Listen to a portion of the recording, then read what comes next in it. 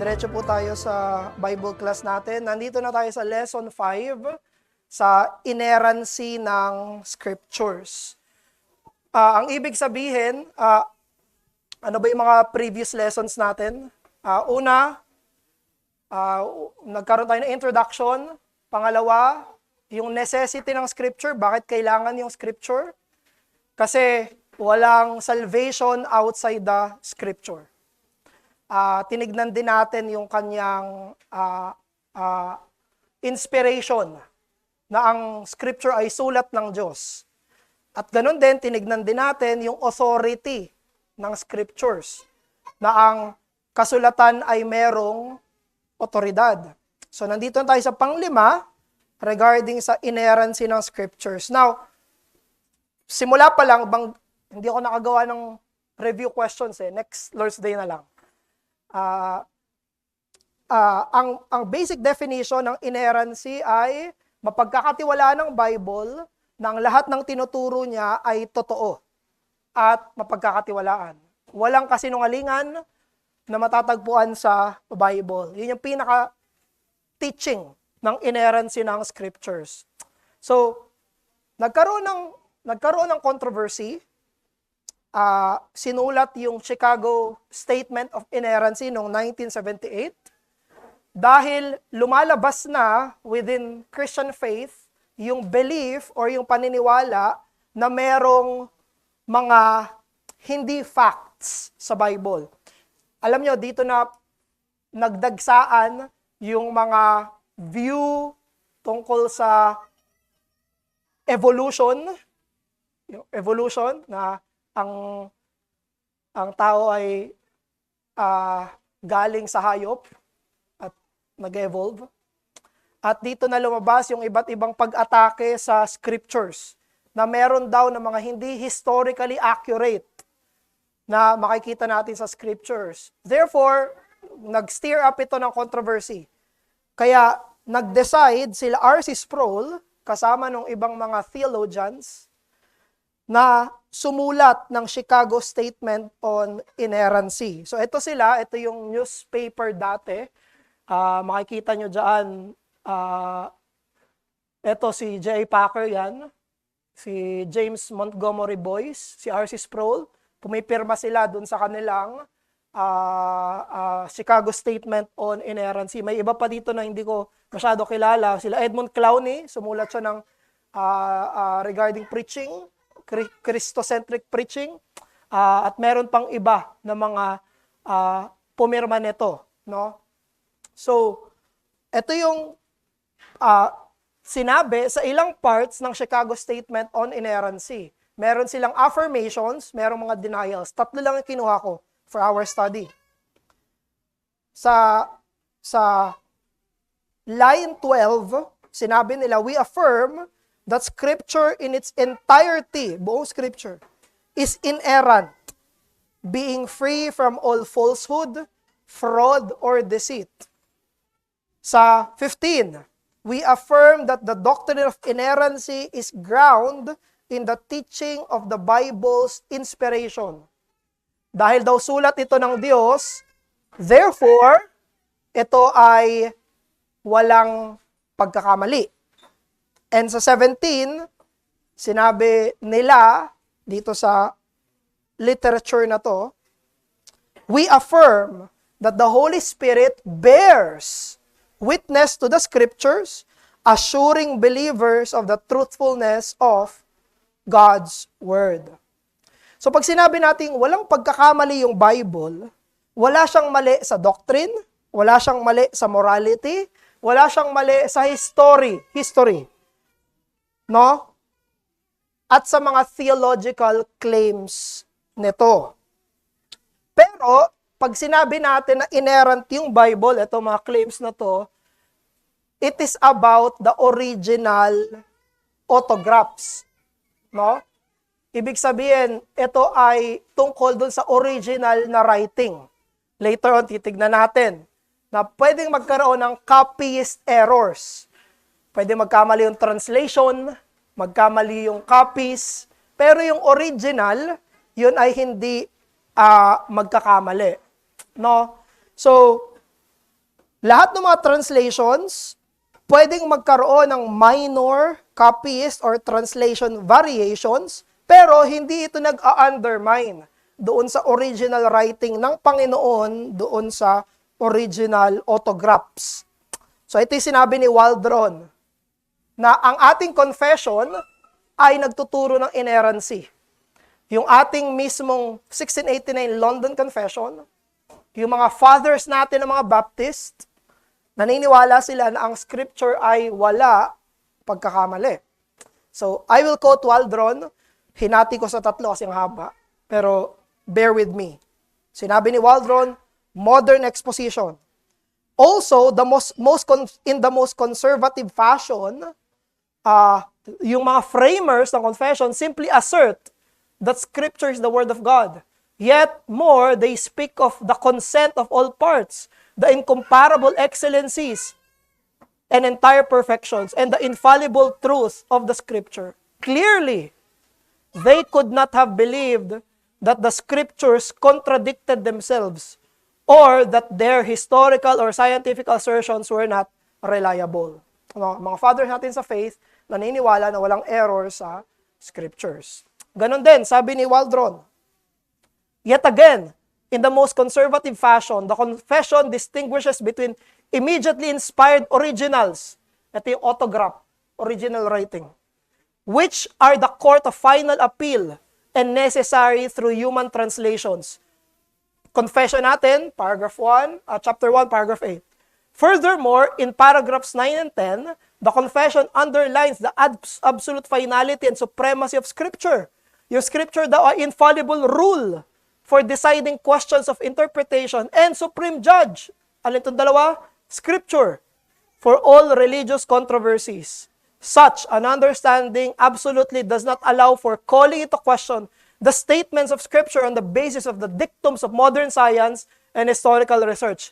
Kasi yung modern science at historical research, sila yung madalas na umaatake sa Scripture. Nasabi na, hindi totoo yung Scripture, ito yung na-discover namin. Ito yung pinaniniwala ng quote-unquote science daw ngayon. No? Pero sabi ni Waldron, yung mga framers ng confession, hindi nila kine-question ng Scriptures dahil sa mga lumalabas na mga scientific positions. Sabi niya, clearly, if given a choice between statements of modern science or assertions of the Bible, these authors would find it in favor of the Bible every time. Such teaching is equivalent to unlimited inerrancy. Now, conclude. Kay Waldron, sabi ni Waldron, clearly, there is no justification for the idea that either the London or the Westminster confessions tolerate deviations from unlimited inerrancy. Na naniniwala ang ating mga fathers sa faith sa 17th century na walang error ang Bible. Now, syempre, hindi naman tayo naniniwala dito dahil lang sabi ng confession. Hindi tayo naniniwala dito dahil sabi lang ng history.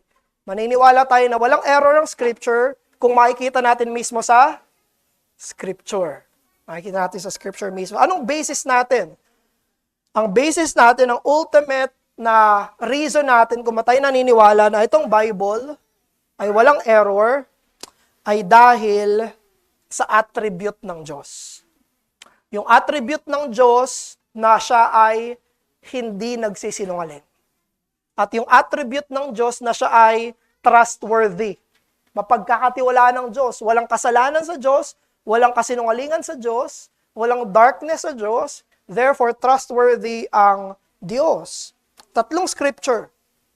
Sabi ng Numbers 23:19, God is not man that he should lie, or son of man that he should change his mind. Ang Diyos ay hindi nagsisinungaling. Titus 1:2. Dinescribe ni Paul ang Diyos na God who never lies. Hindi daw siya nagsisinungaling. Mas matindi yung Hebrews. Sabi ng Hebrews, it is impossible for God to lie. Imposible na ang Diyos ay magsinungaling. Now, kung ang Diyos ay hindi nagsisinungaling at ang Biblia ay kanyang salita, therefore walang kasinungalingan sa Bible. Yun yung Yun yung logic. Ang Bible, ang Diyos hindi nagsisinungaling, ang Diyos ay kanyang salita, walang kasinungalingan sa Bible. Galing din mismo sa Bible, tinuturo ng Bible tungkol sa Bible na ito ay pure. Wala sa kanyang kasinungalingan. The Word of God shares the same purity and truthfulness katulad ng Diyos na sumulat nito. Sa Psalm 19:7, NLT, actually dalawa sila. Ang NLT, New Living Translation, saka yung KJV, King James Version, pareho sila ng pagkakatranslate. Sa ibang versions kasi, itong decrees of the Lord, kaya sa ESV, pag binasa nyo yan, ang ibig sabihin niya, pure. Or sure, rather sure. The decrees of the Lord are sure. Pero sa NLT, ang sinabi, the decrees of the Lord are trustworthy. Mapagkakatiwalaan. Sa 119, 160, di ba series natin to? Anong buwan pa kaya natin matatalakay ito? Ang layo pa. Verse 160.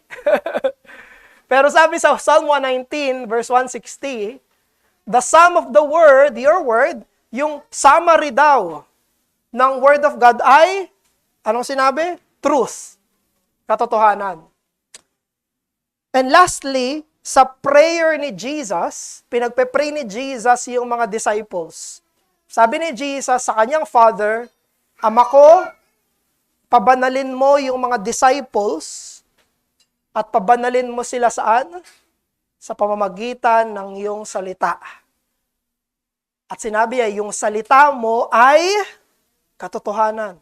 Ini-equate niya, thy word is truth. Yung mga sinasabi ng Diyos ay katotohanan. Therefore, kung ang Biblia ay sulat ng Diyos, therefore ang Biblia ay walang kasinungalingan. Kahit anong klase na kasinungalingan. Yung ibang mga attributes ng Bible na tinalakay natin, nakaground sila sa pagiging inspired or spired ng Bible. Dahil ang Bible ay sulat ng Diyos, therefore authoritative siya. Dahil ang Bible ay mismong sulat ng Diyos, therefore, yung topic natin ngayon, wala siyang error. Pero yung mga later studies pa natin, nakabase rin siya sa inspiration. Dahil ang Bible ay sulat ng Diyos, therefore clear siya, susunod na Sunday, at dahil ang Bible ay sulat ng Diyos, therefore sapat siya.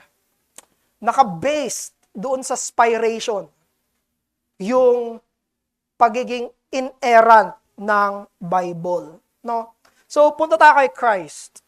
Anong doctrine ni Christ ng Bible? Naniniwala ba si Jesus Christ, siya ang ating Panginoon, tayo ay disciple ni Christ? So, kung ano ang theology ni Christ, theology din natin. Ganun yun.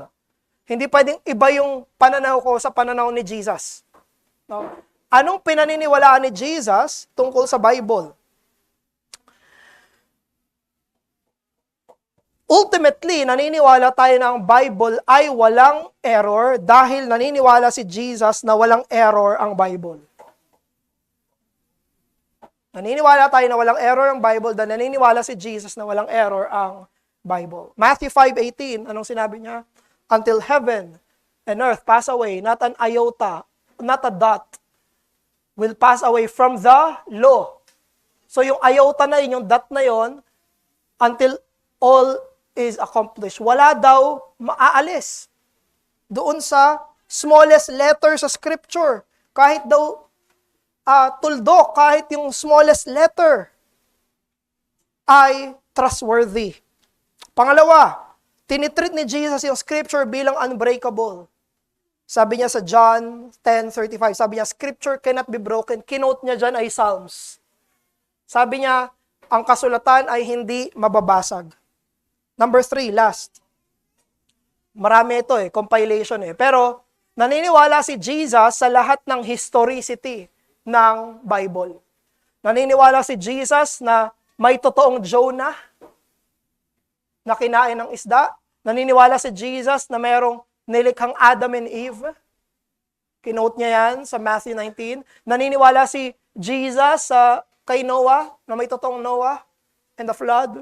At naniniwala si Jesus na merong Sodom and Gomorrah. Historical fact.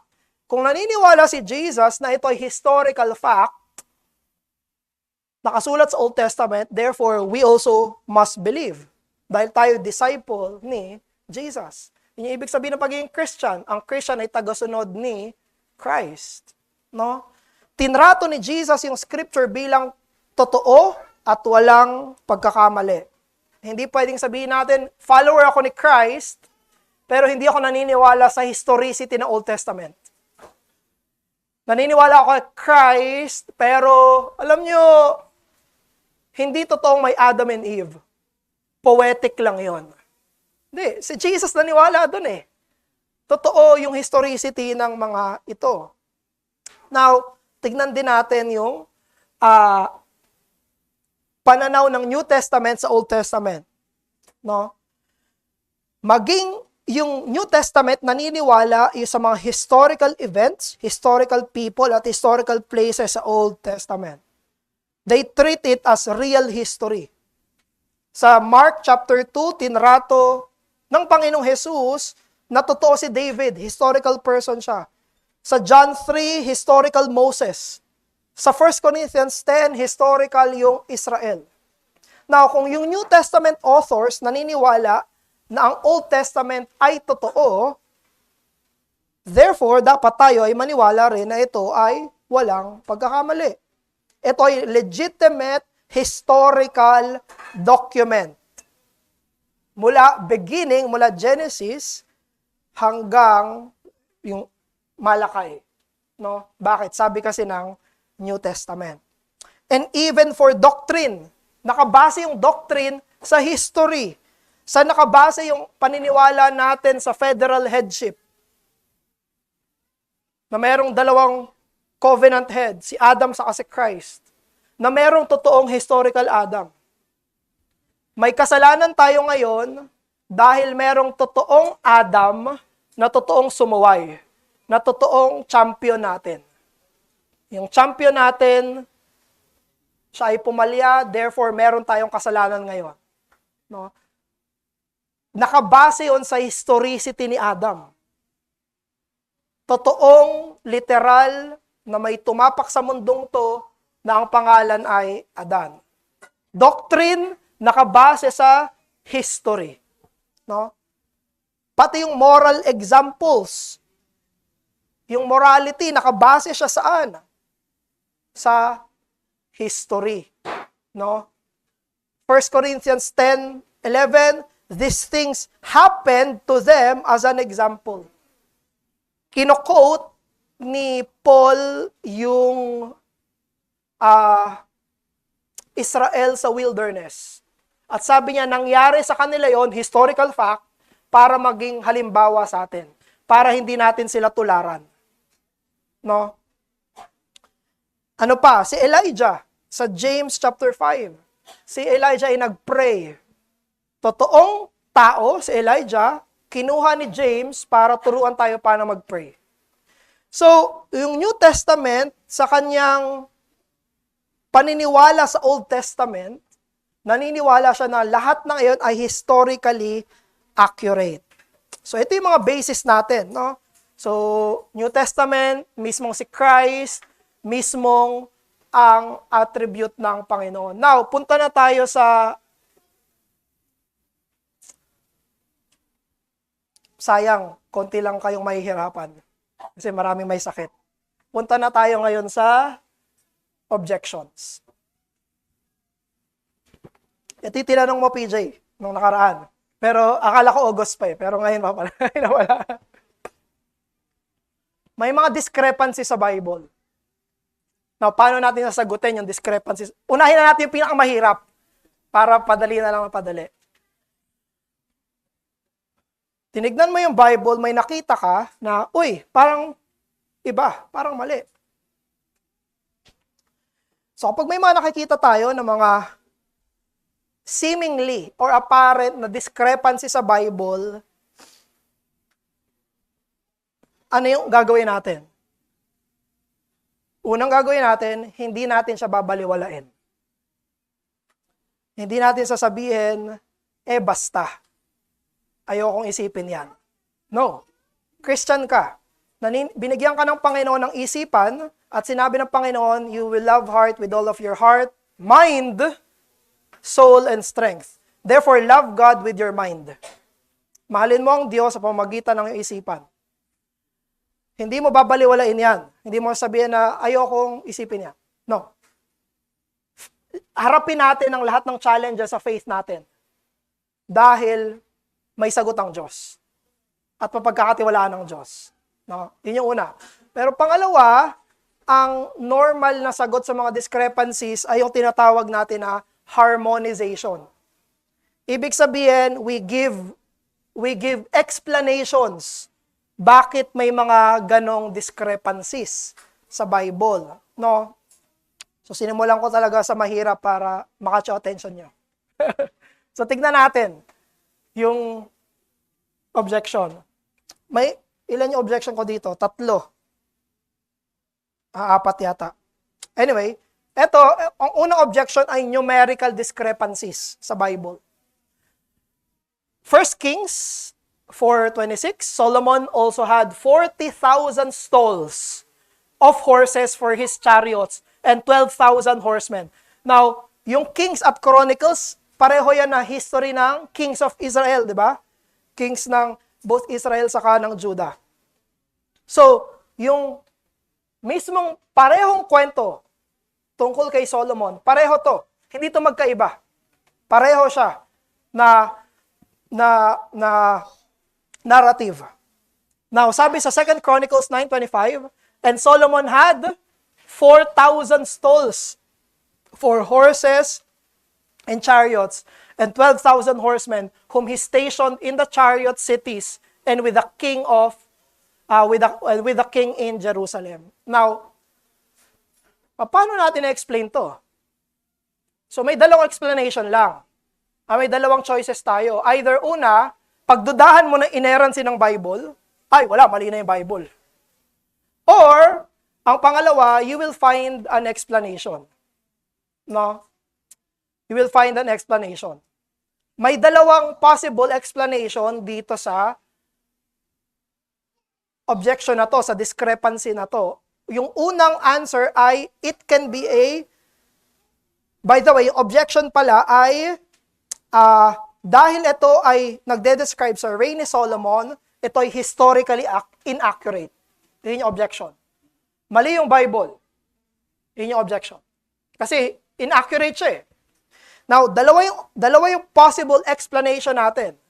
Una, pwedeng ito ay copyist error. Pwedeng nagkaroon ng pagkakamali saan? Sa mga komopya ng scripture. No? Katulad nung binanggit natin kanina, unang answer pa lang to, may pangalawang answer tayo. Unang answer, pwede siyang copyist error. Katulad nung sinabi natin kanina, ang inerrancy ay nandoon sa original, sa autograph. Pag autograph original. Hindi sinasabi ng inerrant ay yung translation. Walang inerrant translation. Hindi tayo naniniwala na may version ng Bible na inerrant. Okay? So, pwedeng yung translation ay merong pagkakamali, pwedeng may copyist error, pero yung original autograph ay walang error. Now, kailangan tayo magkaroon dito ng explanation. Dahil by the way, pag-uusapan natin to yung mga translation after ng Canon of Scriptures, dadaanan din natin yan sa Bible class. Okay? So, sa usapin ng translation, ng copyist errors, meron sa mga Bible na mga minor errors sa translation. Okay? Or sa copies. So, kahit may mga ganon, it affects no major doctrine. Creation, sin, atonement, resurrection is touched. Walang nababago, walang affected sa mga copyist error ng mga major doctrine ng scriptures. And over 99% of the Hebrew Bible is variant-free. Pag sinabi nating variant, ito yung magkaibang translation doon sa original autograph na yon, no? Over 99% of the Hebrew Bible is variant-free at a meaningful level, no? So, the very existence of multiple ancient lines, alam nyo ba yung Old Testament, sa New Testament, meron ng translations ng Old Testament. Yung gamit na Bible ni Jesus, yung gamit na Bible ng mga apostles, mga translations yun. Yung tinatawag natin na Septuagint, yun ay Greek translation ng Hebrew at Aramaic. So, even pala si Jesus, gumagamit na siya ng translation ng Bible. Yung mga apostles, gumagamit sila ng translation ng Bible, another language. Kasi yung New Testament, Greek na yan, di ba? So, ano-ano yung mga translation ng Old Testament? Septuagint, Greek ng Old Testament. Ano pa? Yung Masoretic text, yung Hebrew talaga yon. Hebrew. Meron pang iba't iba yan, ng mga minors, Syriac versions at iba pa. No? Yung mga multiple translations na yon, it was providentially designed by God para makorek natin yung mga copyist error na mga katulad nito. No? So, ito yung isang explanation. Possible na, okay, copyist error to. Or, pangalawa, we can harmonize it. Na pwedeng explanation dito ay magkaibang klase ng stalls yung sinasabi dito at dito. Possible. Again, yun ang ibig sabihin ng harmonization making sense. No, possible na etong 4,000 stalls ay bigger stalls. Mas malalaking mga stalls at sa loob ng stall na yon ay may mga mas maliliit na stalls of horses. Again, possible na mangyari yon. Now, pwede bang mangyari yon? Yes. Sa totoong buhay, ganun ba tayo magsalita? At sasabihin ba natin mali kapag may different na ganyan? I give you an example sa paborito nating kape. Tinanong, ilan pa kape mo dyan? Sinabi ko, may isa pa akong kape dyan. Pero, yung meron ako ay isang box ng Nescafe Gold. Tapos, another time, tinanong ulit ako at sinabi sa akin, ilan pa kape? May 10 pa ako dyan. Pero ang iniisip ko yung sticks sa loob. Now, sa dalawang pagkakataon na to, kunyari, bigla ako na-record ni Lori, tinanong ako ni CJ, hindi, isa.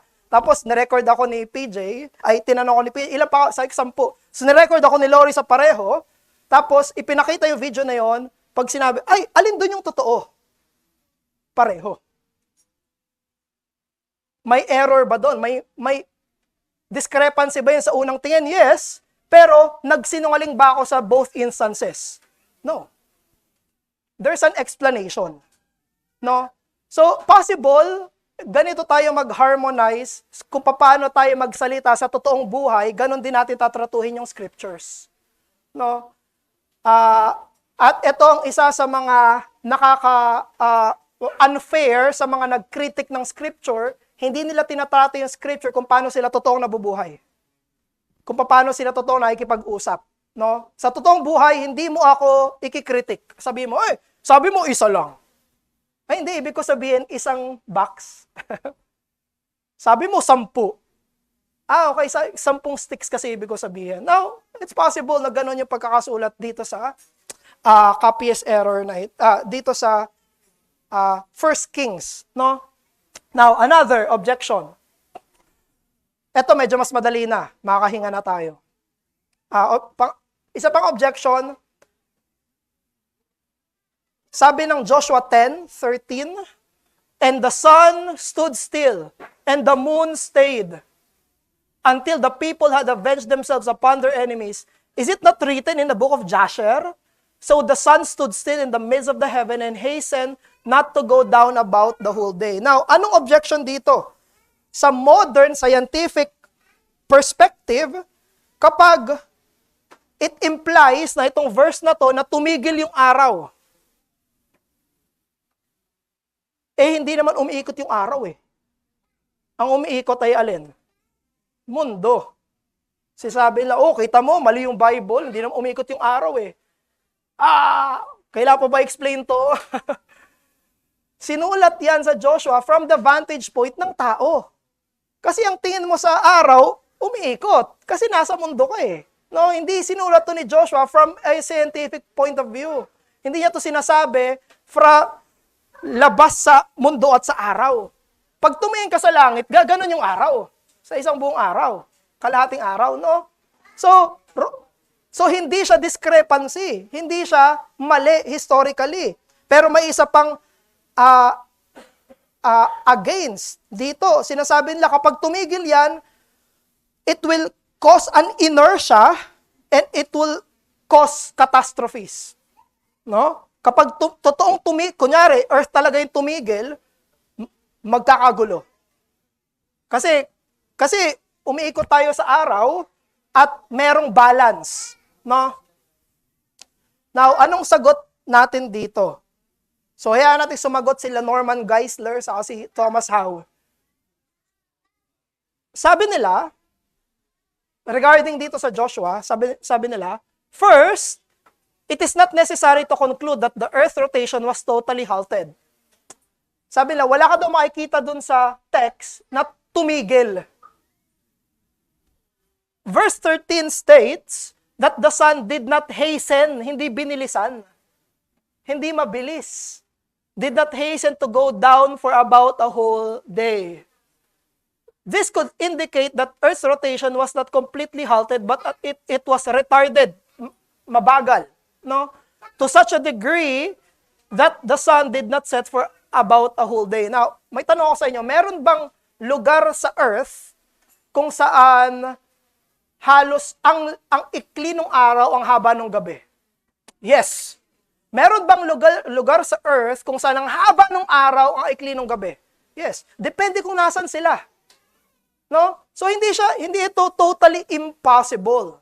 No? Pero sabi nila Geisler, sabi ni Geisler na given, sige, kunin natin yung argument nyo, tumigil talaga.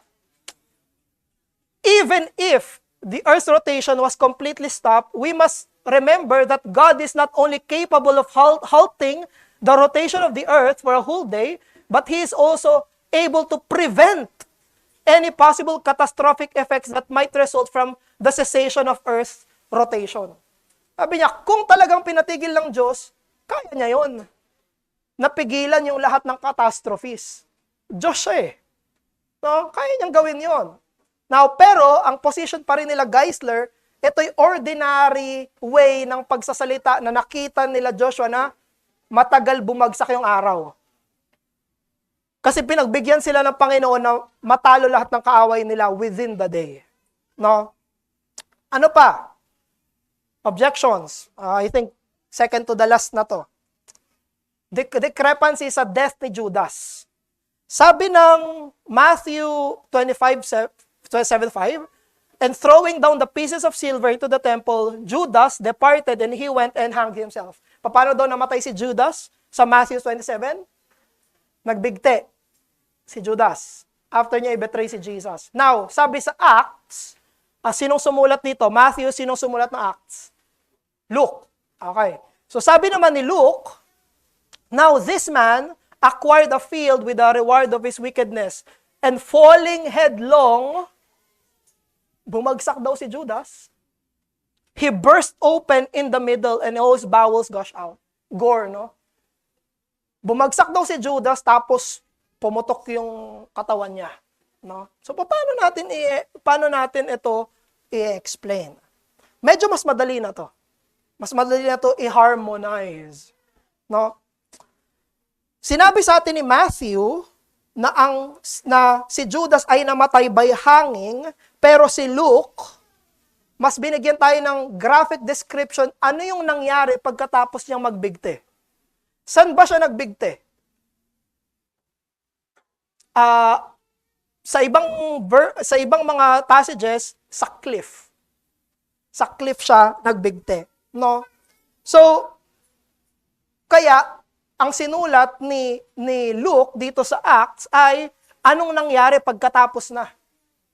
So, hindi natin pwedeng sabihin na ito ay discrepancy kung hindi chronology ng kung ano yung nangyari. Na pagkatapos niya mahang, if he was hanged in a high place, anong mangyayari? Kung siya ay hatakin ng gravity, babagsak siya. At kung siya ay nasa tirik ng araw, magkakaroon niya ng mga processes. Alam niyo yung may mga bangkay na sumasabog, no? Pagbagsak niya, pumutok siya, no? So hindi ito discrepancy, no? For example, merong isang lalaki na nalaglag sa hagdanan tapos nabali yung kanyang kamay. Example. Yung isang nakakita, sinabi, ay, nalaglag siya sa hagdanan. Tapos yung isang nakakita, ang sasabihin niya, nabali yung braso niya. Bumagsak siya. Ang witness ng dalawang ito ay chronology. Hindi nila sinabi ano yung lahat ng nangyari kung ano lang yung nakita nila. Kung ano lang yung gusto nilang sabihin tungkol doon sa nangyari. So the one focuses on the action and the other on the injury. Now, isa pa. Last na objection. Huwag kayong mag-alala, hindi na to kasing hirap. Pero parang mahirap, no? Tungkol sa death ni Jesus. Anong oras namatay si Jesus? Ang sabi,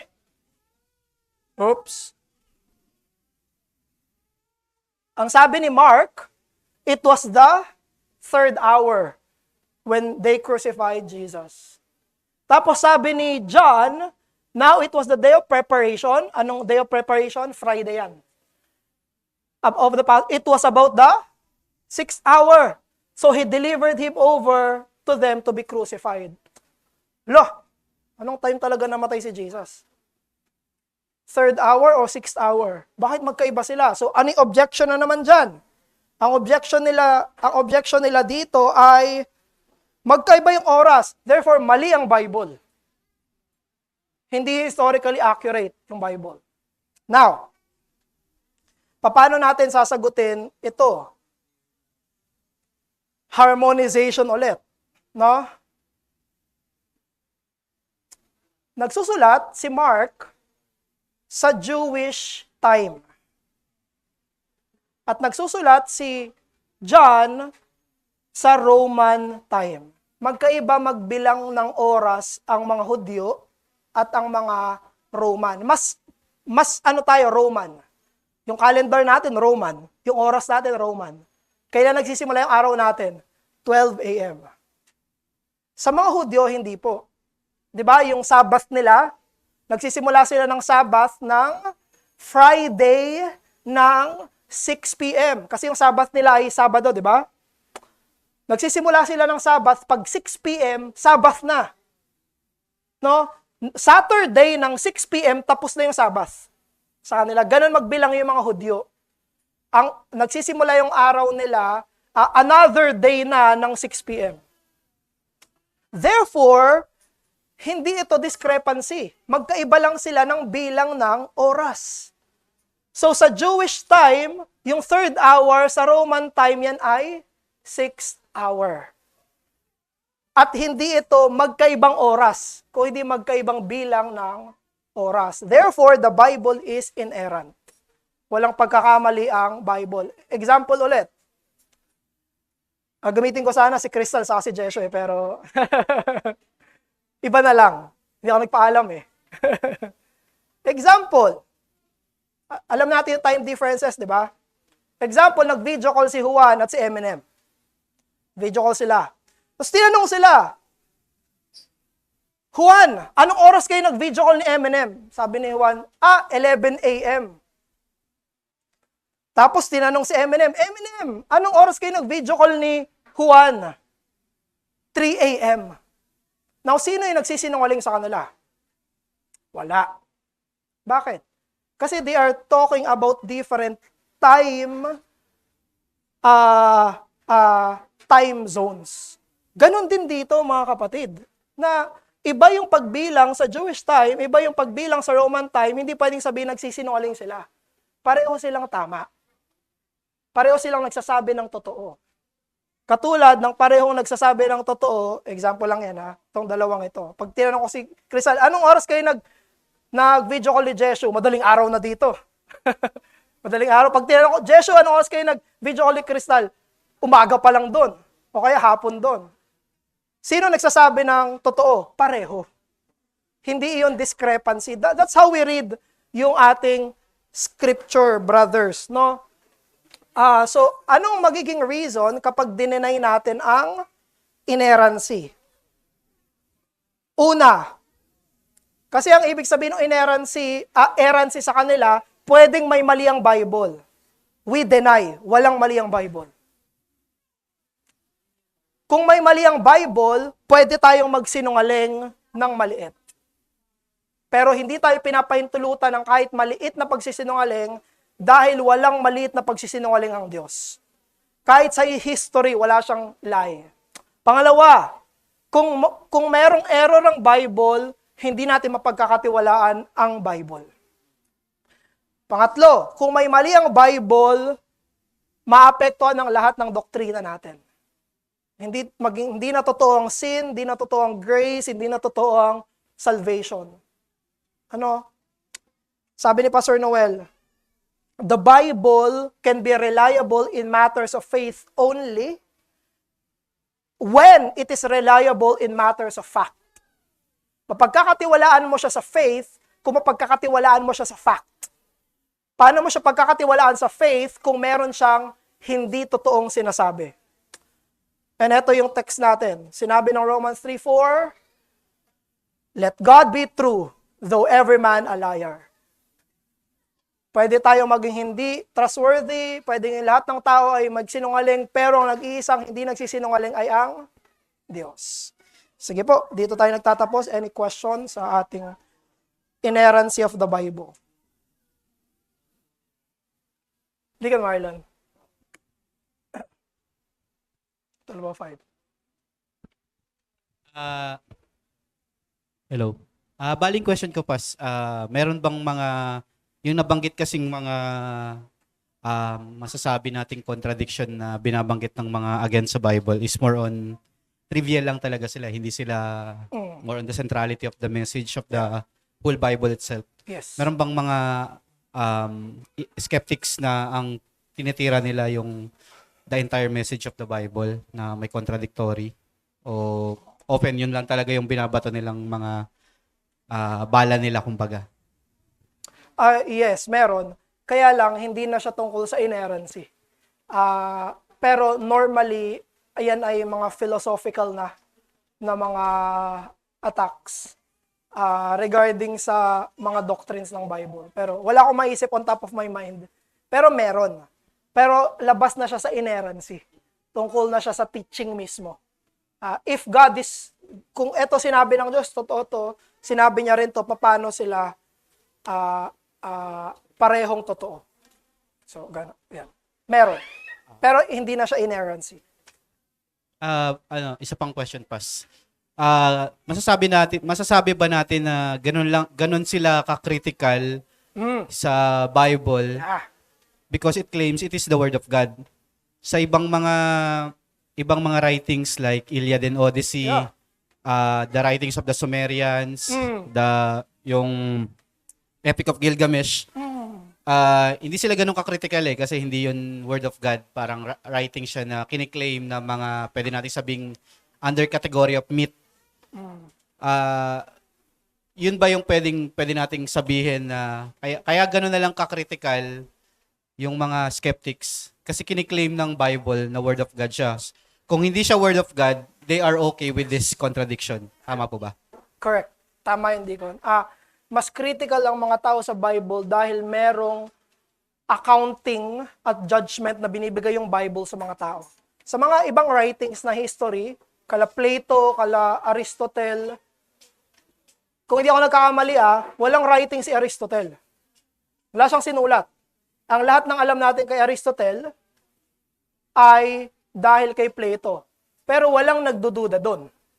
Walang nagdududa, walang nagkikitik na, hindi ito writing. Oy, kasi wala naman silang bearing sa buhay nila. Pero yung Bible, it claims to be the Word of God. Kiniklaim niya na tayo ay mananagot sa Diyos. Kiniklaim niya na meron itong exclusive truth na yung ibang nagkiklaim ay mali. Therefore, again sila, mas critical sila sa Bible kaysa sa ibang writings. Sa ibang writings, walang ganito. Hindi nila yon kinikritik. Yung mga discrepancies na yon. Yun lang, Pas. Sige. Other, questions? Or comments?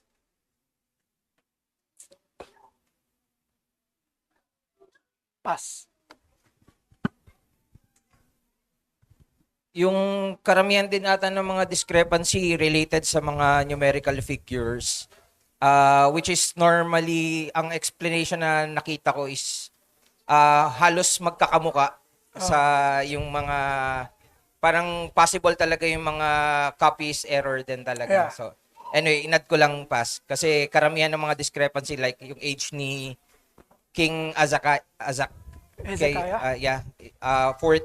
sa isa, tapos doon sa isa 22. So, ganun yung kadalasan mga numerical difference. Yes. At yung question ko Pas is, since we have emphasized doon sa inerrancy that this is on the original autographs or yung manuscript, how can we confidently trust yung mga copy or translation since we are emphasizing kapag doctrine of inerrancy, we are focusing that this is on the original autograph? Yeah. Thank you, Pas. Paano natin mapagkakatiwalaan yung mga translations kung ang sinasabi natin na inerrant ay ang mga autograph? So, hindi, asa na yun? Pinakauna. Pag-aaralan natin yan sa sunod na sa translation. Pero, dito tayo magkakaroon ng confidence sa una, hindi nagkakamali yung Diyos sa original niya. Therefore, kailangan nating matutunan kung paano natatranslate itong autograph papunta sa translation. Yun yung kailangan nating maintindihan. At kailangan nating maintindihan na hindi magical yung translation. Hindi to mythical, hindi to mysterious. May literal na ginagamit ng Diyos dito sa gitna, providence. Para matranslate yung mga copies na meron tayo sa translations na meron tayo. No? Doon tayo magtitiwala sa providence ng Diyos na gusto niya tayong kausapin. Meron siyang promise, cry when my sheep hear my voice. They hear me and they follow me. No? So doon tayo magtitiwala doon. Pero paano natin mapagkakatiwalaan? Una, magtitiwala tayo sa Diyos. Pangalawa, mag-aaral tayo. Paano kung pagkatiwala yung mga translations? Kanina, ginamit yung Deacon Arnel ay Tagalog. Ang gamit ko ay ESV. May mga iba kayong translations. Paano yung magkakatiwalaan yung translations nyo? Una, magtiwala ka sa Diyos. Pangalawa, kailangan mong pag-aralan. Kailangan mong tignan. Kailangan nating i-study ano yung different ways kung paano tinatranslate yung Bible. Thought for thought, word for word. Kaya dito importante rin bakit nag-aaral yung mga Bible students ng Greek at Hebrew, no?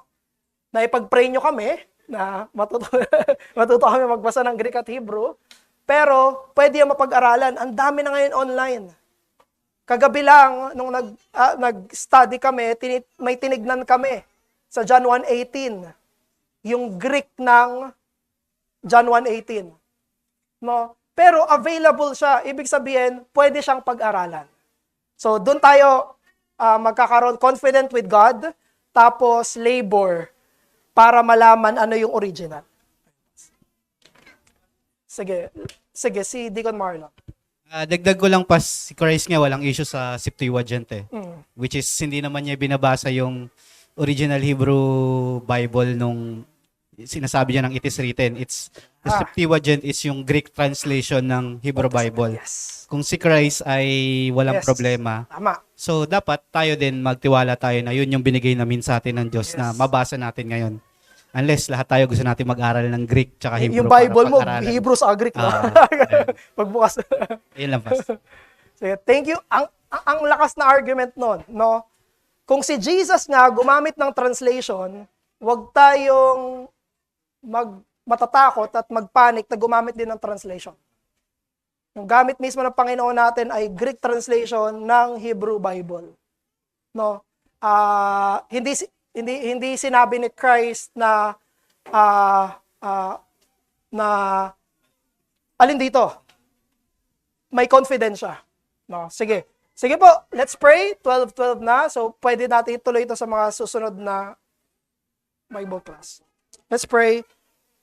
Ama namin, maraming salamat po sa blessing ninyo ng Bible. Salamat po dahil wala itong mali.